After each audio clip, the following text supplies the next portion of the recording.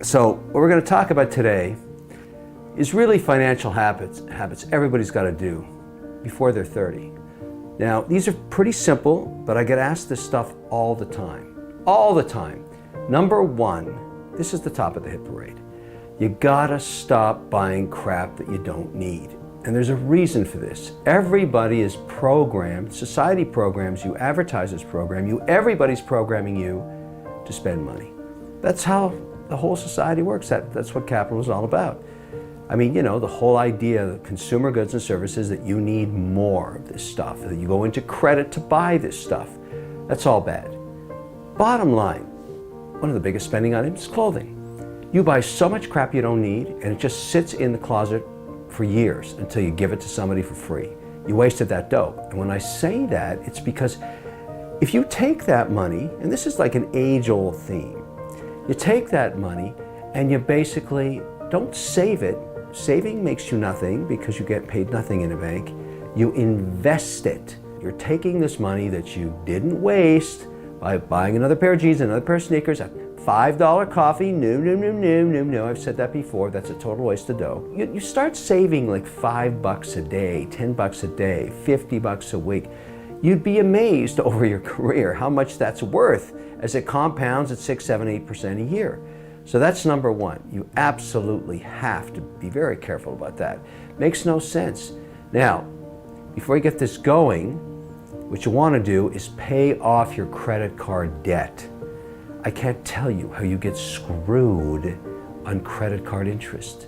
17, 18, 19, 20, 21%. Don't get sucked into that. Don't let that happen to you. I can't make 18% in the market and be guaranteed it like a credit card gets it and charging you on your interest. That's why I own all the credit companies' stocks, because they're doing it for me. But don't let me make money off you. That's dumb. Basically, pay off your credit card debt before you do anything else, because it's the best investment you could have. It's such high interest rate. All right. Now, another discipline, and this is an earned attribute. In other words, you have to learn how to do this and stick true to it.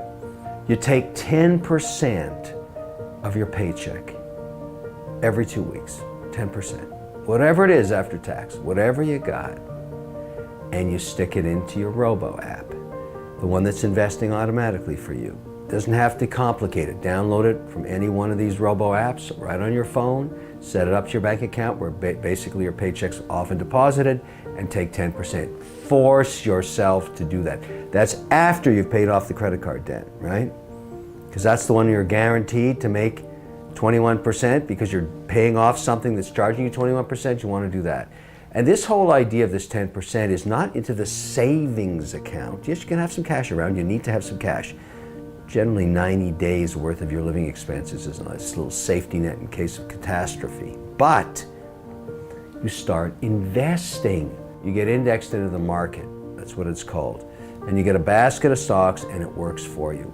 Really, really important. These are not complicated things to do. It's the discipline of doing them that's so hard. Saving 10% every week, once you get in the groove and you start to watch how your money grows right on your phone, that's interesting, really interesting.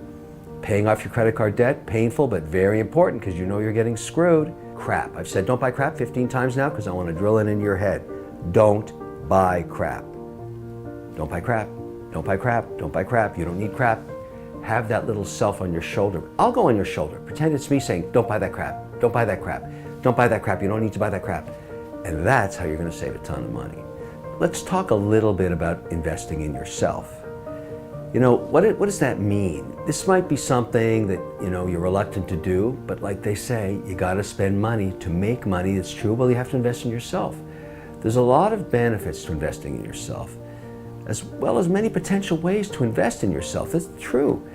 Do you have a skill you need to learn, maybe improve or master? The difference investing in the right tools or classes can make this huge.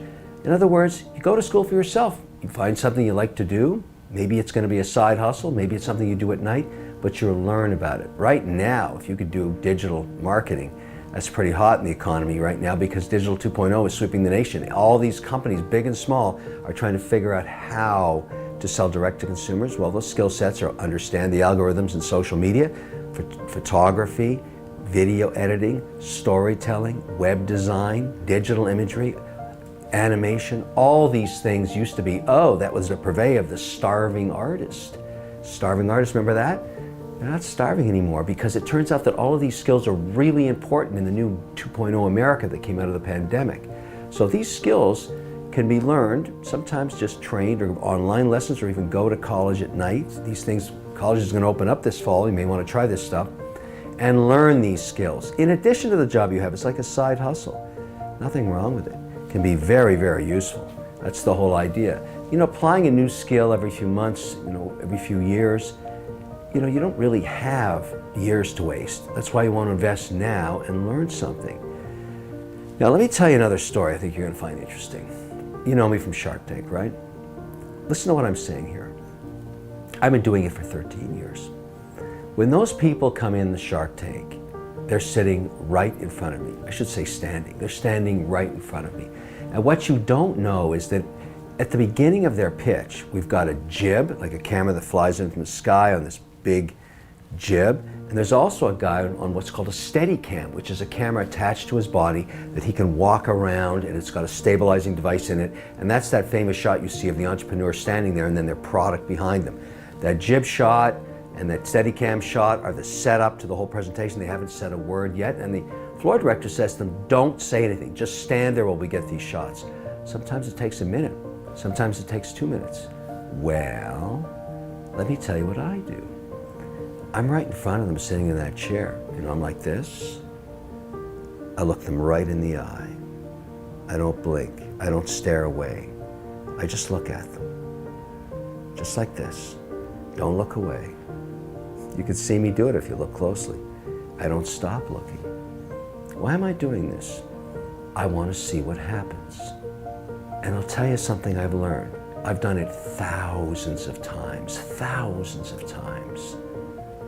I can tell right then from the aura, the vibe. You haven't even said a word yet. And I know right there if you're a winner or a loser. And I'm never wrong, ever. You haven't even said a word yet in your pitch, and I know whether you're going to walk out of there with $1 million or something or nothing. How do I do that? It's in the eyes. How do you project confidence? It's how you look and how you feel and how you project it right out of your eyes. You only get one chance in your life to make a first impression. And you have to elude confidence, even though you're nervous. Sure, you're in the Shark Tank for the first time. You're probably sweating bullets. But you want to elude confidence.